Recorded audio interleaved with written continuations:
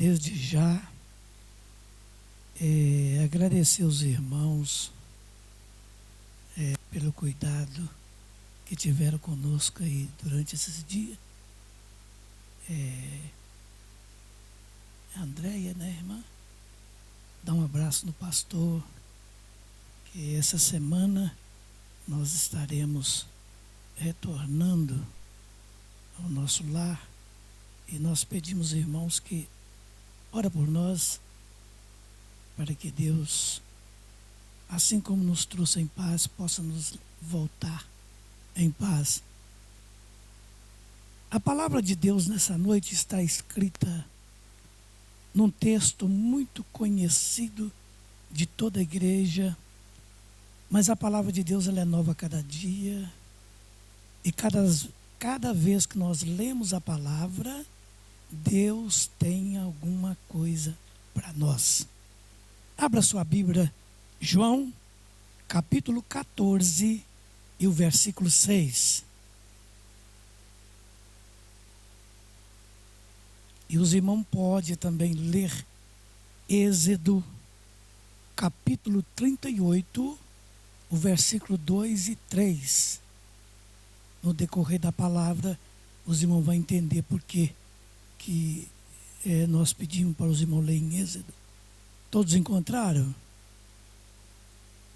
Nos diz a palavra: respondeu-lhe Jesus: eu sou o caminho, a verdade e a vida. Ninguém vem ao Pai senão por mim. Amém. Os irmãos podem assentar. Irmãos, o evangelista João, ele trouxe na sua escrita, no seu livro, o quarto evangelho. Quando os irmãos pegam lá no capítulo 1, os irmãos vão ver lá João dizendo que entre eles estava o Cordeiro de Deus que tira o pecado do mundo. E no capítulo 4, nós vamos ver lá, Jesus apresenta com todas as suas deidades, seu poder, como maravilhoso conselheiro, Deus forte, Pai da eternidade, príncipe da paz. No capítulo 8, nós vamos deparar com uma passagem que Jesus estava dizendo que ele era a verdade. E nós vamos entender no texto, nesta noite, por que Jesus usou essa frase sobre ele: eu sou o caminho, a verdade e a vida. No capítulo 8, eles queriam matar Jesus, porque Jesus ele falou que ele era o caminho, que ele era a verdade e que ele era a vida. E nós vemos que no capítulo 10, a Bíblia fala lá que Jesus, ele é a porta. Ninguém passa por esta porta sem não ter um encontro com Cristo, porque Cristo, ele fala, que ele diz que ele é a porta das ovelhas, a porta do aprisco. Mas no capítulo 14 e versículo 6, Jesus já traz uma explicação assim mais nítida para os discípulos e aqueles que estavam ouvindo, para entender por que Jesus usou essa expressão: eu sou o caminho, eu sou a verdade e eu sou a vida. Nós vamos entender. Nós já conhecemos o texto que Jesus falou que ele é o caminho, a verdade e a vida. Mas nós não sabemos por quê. Quando eu pedi os irmãos para ler Êxodo em 38, versículo 2 e 3, a Bíblia cita que no princípio do povo de Israel, quando eles entraram no deserto, e após Deus ter falado com Israel através do Monte Sinai, que Deus deu para eles a lei, a Bíblia nos relata, para os irmãos entenderem sobre João aqui, que Deus mandou que eles construíssem um tabernáculo. Era uma igreja móvel. Uma igreja que os jovens, acho que os jovens cantaram aqui hoje sobre isso aí. E eles montaram esse tabernáculo. E esse tabernáculo, na língua hebraica, ele representa caminho, verdade e vida. Então, quando Jesus, ele questionou com os outros rabinos e com as pessoas que estavam lá no capítulo 8 de João, ele começou a explicar, a falar que ele era a verdade. E a verdade para eles era o tabernáculo ou o templo. Por quê?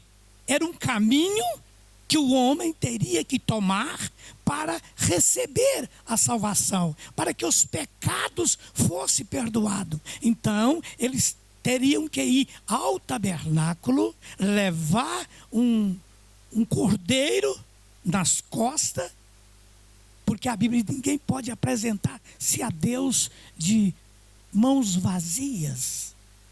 E quando eles fizeram o tabernáculo era o caminho, a verdade e a vida para o judeu. E quando Jesus usou essa expressão, eu sou o caminho, a verdade e a vida, o que aconteceu? Eles, os rabinos, aqueles que estavam ouvindo Cristo falar, aquelas pessoas que estavam ali, que conheciam esse texto, que conhecia, porque era a maneira que eles tinham para chegar a Deus. Jesus falou com ela, eu sou o tabernáculo. Em palavras para nós entender. Ele disse, eu sou o tabernáculo, eu sou o caminho, eu sou a verdade e eu sou a vida. No tabernáculo tinha o caminho. Qual que era o caminho? O caminho entre o povo ficava em torno de 1.000 metros de distância entre o tabernáculo e o povo. E todas as pessoas sabiam aquele caminho. Tinha um caminho. Aquele caminho das tendas até o tabernáculo era um caminho. E quando a pessoa chegava no tabernáculo, ele tinha que passar por uma porta. João capítulo 10 falou sobre essa porta. Que Jesus é a porta. E quando a pessoa chegava ali naquele tabernáculo, na porta, ali não entrava o perverso. Ali entrava aqueles que tinham as qualidades de servo de Deus. Era o caminho. Se você está no caminho, você pode ter certeza que você tem a aprovação de Deus. Você tem a presença de Cristo, você tem a presença do Espírito Santo na sua vida para te guiar, te guardar, te proteger, te livrar de todo mal, te livrar das forças do inferno. E quando Jesus falou que ele era o caminho, ele era a entrada do tabernáculo. E para os irmãos ver no texto que nós lemos, que os irmãos leram, Êxodo, você vai encontrar aí que lá no tabernáculo, lá na entrada, tinha uma porta. Uma porta que ela era fechada com cortinas, com panos. Só que ali você vai encontrar 4 cores. Azul, você vai encontrar o azul, você vai encontrar o carmesim, você vai encontrar o escarlate e você vai encontrar o branco. E nós vamos entender. Quem entrava ali teria que ter a marca azul. Qual que é a marca azul? É porque todo judeu, que era judeu, que depois que ele fazia um sacrifício com 21 anos de idade, ele se tornava um cidadão do céu. Então a cor azul representa cidadão do céu. Então, para entrar ali, teria que ser um cidadão do céu. E quando você depara com o escarlate é a cor do sangue. Era um símbolo que quem entrava ali, o sangue seria derramado. Ali quem entrasse faria aliança através do sangue, porque o animal era morto. Por isso que João, no capítulo 1, ele disse: eis aí o Cordeiro de Deus que tira o pecado do mundo. Então ele tinha que ter, é uma coisa tão importante, irmão, porque Deus ia destruir Jericó. Olha para os irmãos ver, Deus ia destruir Jericó. Ia matar todos seriam mortos. Mas ali, naquela cidade, tinha uma mulher que resolveu crer em Cristo, em Deus. E eles falaram com ela: coloca na sua casa uma fita escarlate que representa o sangue, porque aonde há o sangue de Cristo, há liberdade. Onde há o sangue de Cristo, irmão, há poder para você vencer todo o mal. Então, a cor escarlate representava o sangue de Cristo, representava que todos que entrassem ali, ia ser derramado o sangue. O sangue não era de Cristo, o sangue era de um cordeiro, de um animal para oferecer. E quando ele passava naquelas cortinas, ele deparava com o carmesim. O carmesim significa a cor real, porque ali ia entrar, no futuro que Jesus falou que ele era o caminho, um cidadão do céu, a marca do sangue dele que seria derramado na cruz do Calvário para a salvação do homem. E o carmesim representa parte real, rei, porque quem poderia morrer pelos nossos pecados, morrer era somente o Rei dos Reis e Senhor dos Senhores. E quando ele pegava, quando você abria a cortina, tinha o pano branco. E o branco representa a pureza. A Bíblia diz lá em Isaías que não foi achado nele impureza alguma. Alguma coisa que podia o condenar, que podia o maltratar, mas que ele era puro. Então, para entrar lá no lugar santo, no tabernáculo, deveria ter marca de sangue, deveria ser cidadão do céu, deveria pertencer ao reino do Rei dos Reis e deveria ser puro como a cor branca, para os irmãos entender. Por isso que eles quiseram no capítulo 8 matar Jesus, porque Jesus falou: eu sou o caminho, eu sou a verdade, eu sou a vida. E quando passava a cortina, estava no caminho, a Bíblia diz que ali tinha um altar do holocausto. Para os irmãos entender, aquele altar do holocausto, ele era de bronze. E na língua hebraica, o bronze representa julgamento. Que quem entrasse ali ia ser julgado. Os seus pecados eram julgados naquele altar. E aquele altar representava Cristo. Sabe por que ele representava Cristo? Porque lá na tradição deles, quando alguém pecava, quando alguém tinha um pecado de morte, que sabia que ele poderia ser morto pelo que ele fez, então, se ele tivesse condições, ele corria até o tabernáculo e chegava no altar do holocausto. O altar do holocausto, ele tinha 4 pontas, em algumas traduções fala chifre, mas na verdade eram 4 pontas de material que era feito do bronze, aquelas pontas. E quando alguém pecava e sabia que o pecado dele poderia gerar a morte dele, ele corria, chegava naquele altar, ele segurava nas pontas do altar. E quando ele segurava na ponta do altar, ninguém podia tocar nele para matar. O inimigo poderia vir do jeito que ele quisesse, mas quando chegava ali, e aquele altar representava Cristo. Sabe por quê? Quando os seus pecados são perdoados aos pés da cruz, que é o altar, que é Cristo, eu posso te dizer, não tem inferno, não tem demônio, não tem nada que pode te atingir enquanto você estiver aos pés daquele que tudo pode fazer. E a Bíblia continua. Adonias, irmão de Salomão, Ele pecou. E o pecado dele poderia ser morte. Mas ele correu e chegou e segurou no altar. E quando Salomão mandou procurar para matar a polícia, pegar os guardas, pegar Adonias para matá-lo, eles falaram com Salomão: olha, você não pode matar Adonias agora não. Mas por quê? Porque ele pegou no altar do holocausto. E quando ele colocava ali, ele se transformava santo, puro. Então, irmão, aquele que anda no caminho de Cristo, aquele que segue os mandamentos do Senhor, ele é puro. O inimigo não pode te tocar. Nada pode te tocar. Sabe por quê? Pode te tocar, mas eu estou passando por isso e por isso. A Bíblia fala: no mundo tereis aflições. E outra coisa, para você entender melhor: nada do que acontece na sua vida, se acontece alguma coisa na sua vida, é uma permissão de Deus. E a Bíblia continua. Eles pegavam, passavam no altar. E ainda era o caminho. Eles chegavam numa bacia de bronze polida, que refletia nele,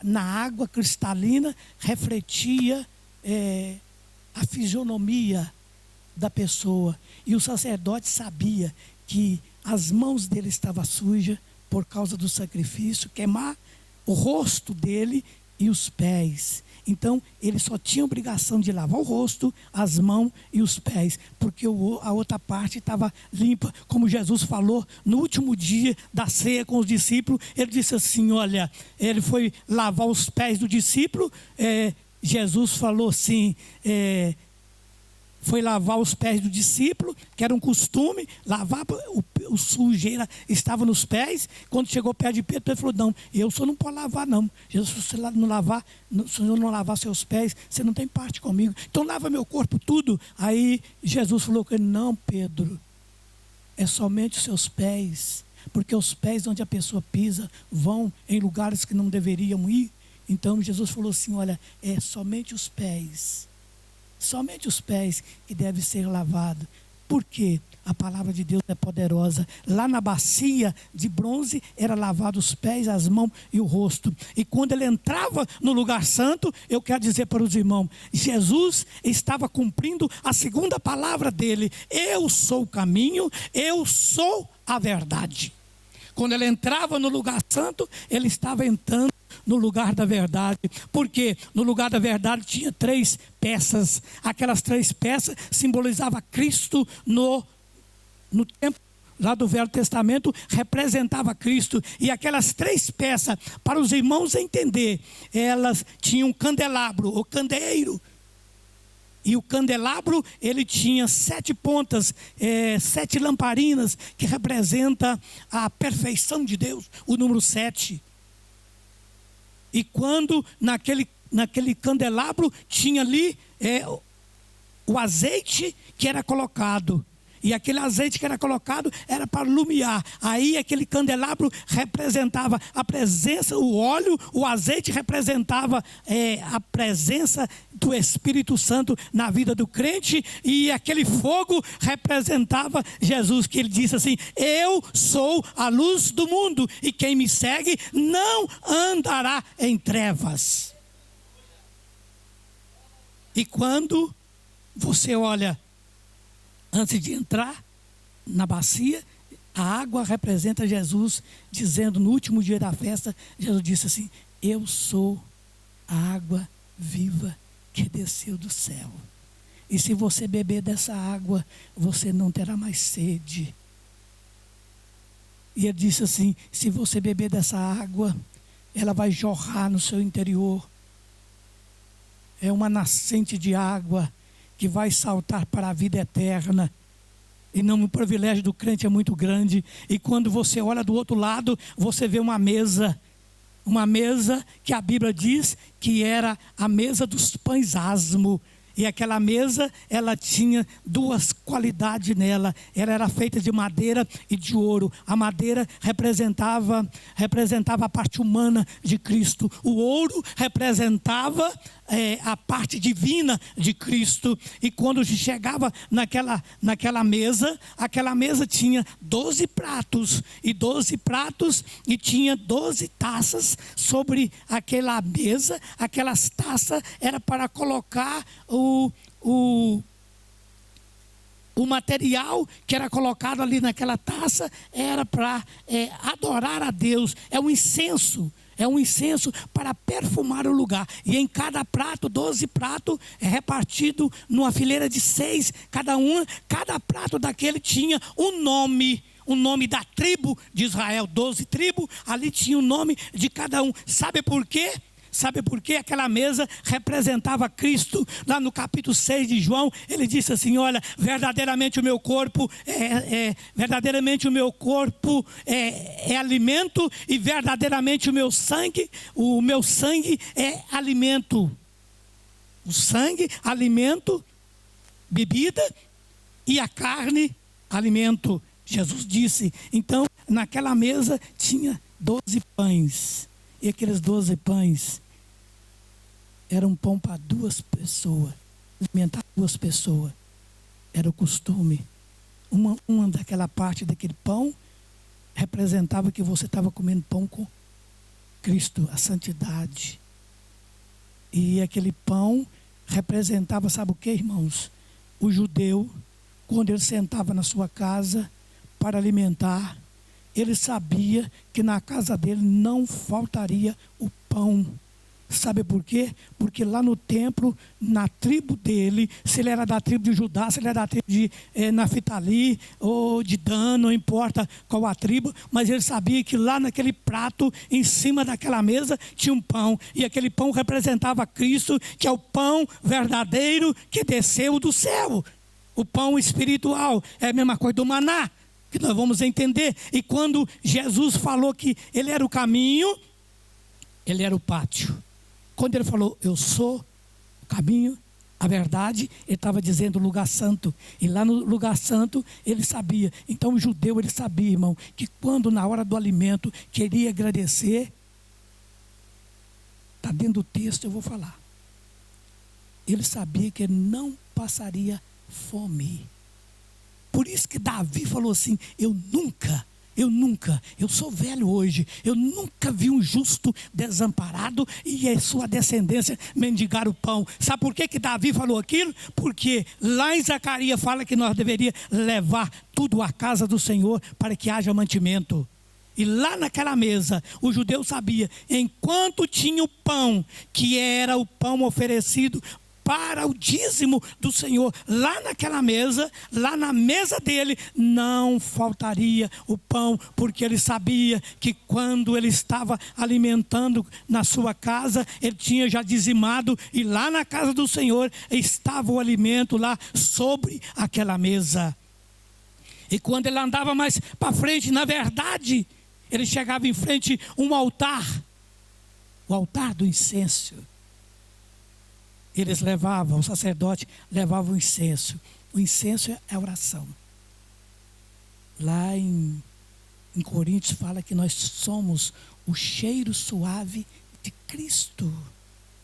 E quando ele chegava ali, o sacerdote, ele clamava a Deus, não por ele, mas pelo aquele que estava lá fora, que tinha pedido a clemência de Deus porque tinha pecado. E quando ele fazia aquela oração intercessória em favor daquele que estava ofertando o seu sacrifício, Deus recebia naquele altar do incenso a oração do sacerdote como um cheiro suave perante Deus. Então ali estava a verdade. Quando Jesus falou, eu sou o caminho, eu sou a verdade, ali estava a verdade, que por isso que Jesus falou, aquele que vem a mim, de maneira alguma o lançarei fora. E quando Jesus fala, eu sou o caminho, eu sou a verdade, eu sou a vida. A vida fala do santo do santo. quando você entrava no Santo do Santo, a primeira coisa que você veria era uma arca.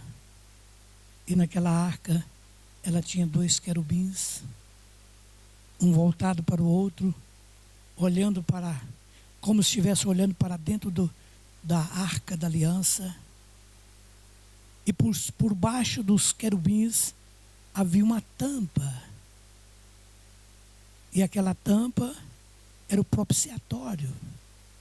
E dentro daquela arca tinha 3 coisas importantes ali. Ali tinha as tábuas da lei. Dentro da arca, ali estava o maná dentro de um jarro de ouro. E a Bíblia cita que lá estava a vara de Arão. Entendeu? É vida.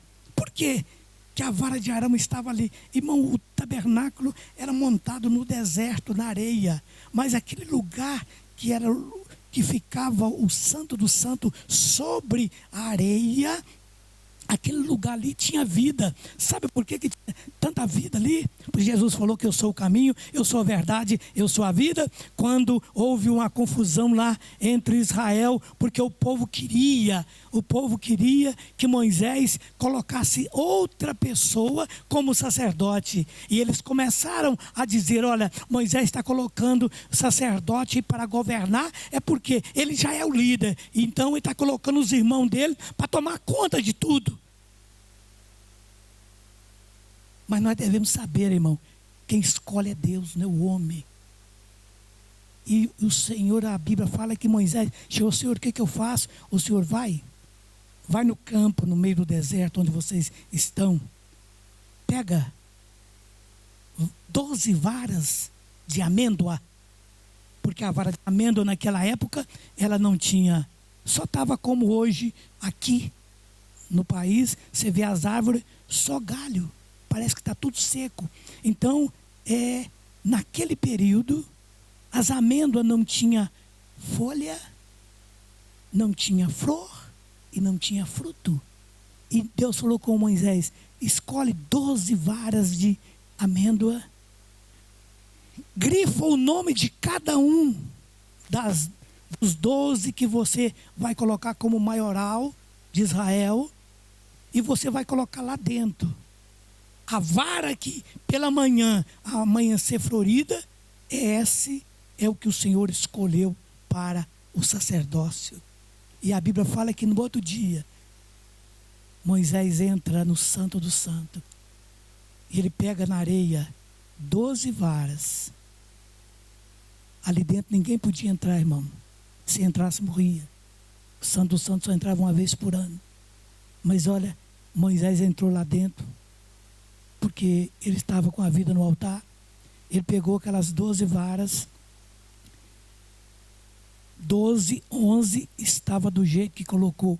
Uma estava com folha, com flor e com fruto. E quando ele chega cá de fora, ele olha, quem é essa vara? Essa vara é de Arão.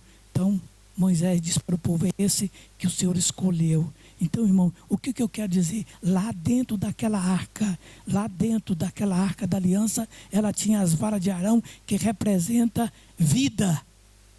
E se você entrou no caminho, entrou na verdade, conheceu a verdade e recebeu a vida, eu quero te dizer que você está vivo perante o Senhor. Por isso que a Bíblia fala assim, olha, o que a Bíblia fala? E vocês terão que dar frutos, e o fruto que vós darão são frutos do Espírito Santo, que a Bíblia fala lá em Gálatas, que você recebe essa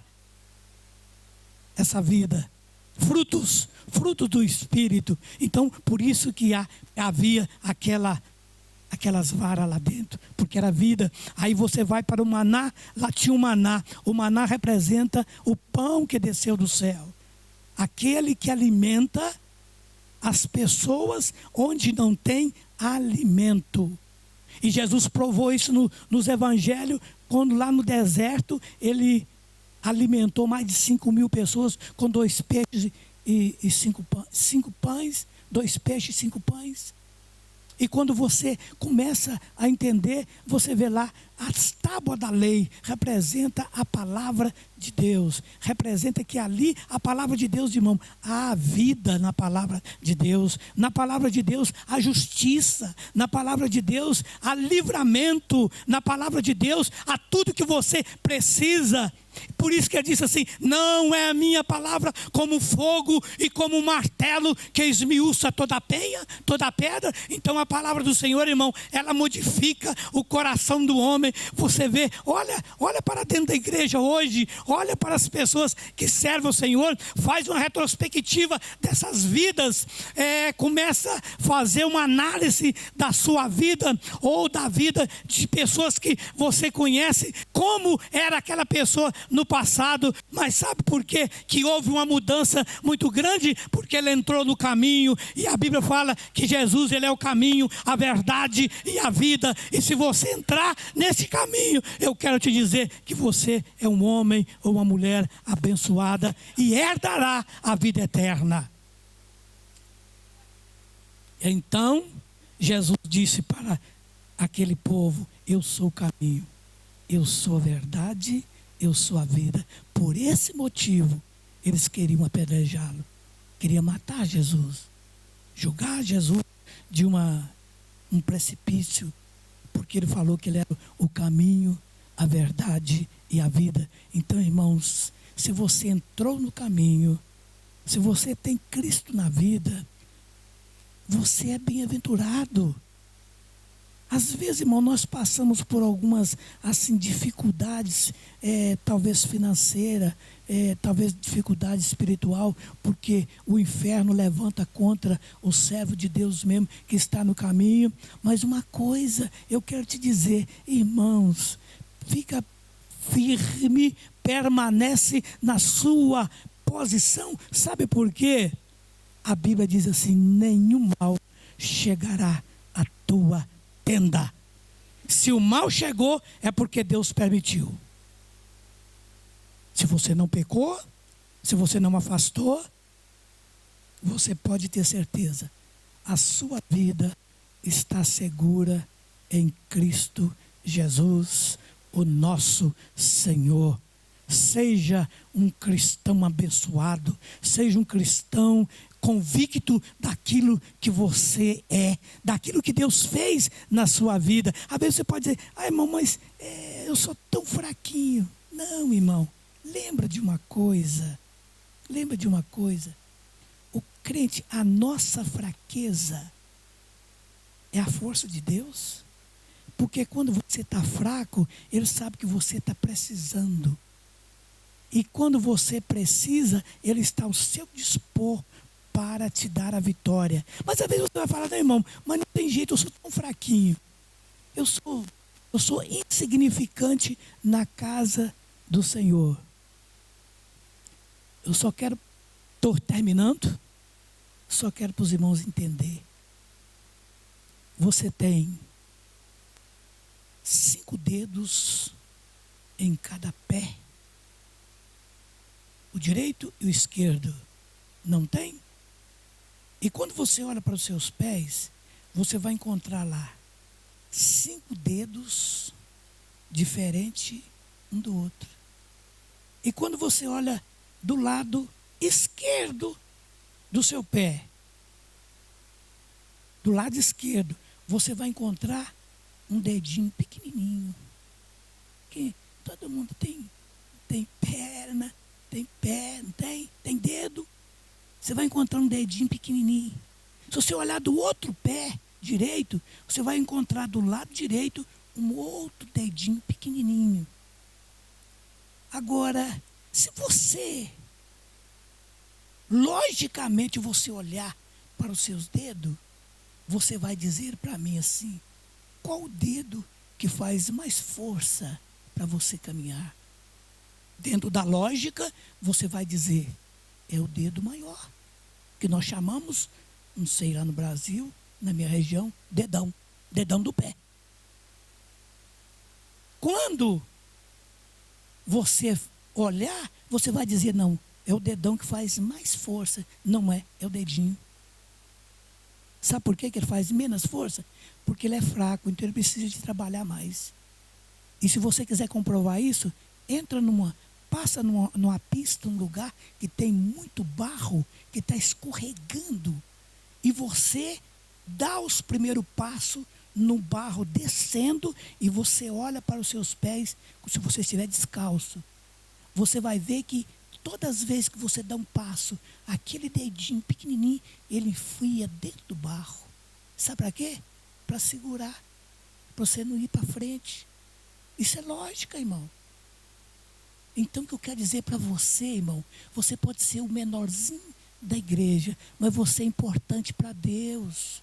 Você pode talvez não pregar, talvez você não pode cantar, talvez você não tenha nenhum desses dons na casa do Senhor. Você fala assim, eu sou insignificante. Se você é um insignificante, é o que Deus mais olha para você.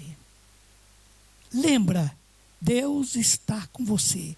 Seja fraco, seja forte, Ele está ao seu lado para te dar a vitória. E a Bíblia nos fala que a vitória é nossa pelo sangue de Jesus. Eu agradeço a oportunidade e peço aos irmãos que quando for orar, ora por nós.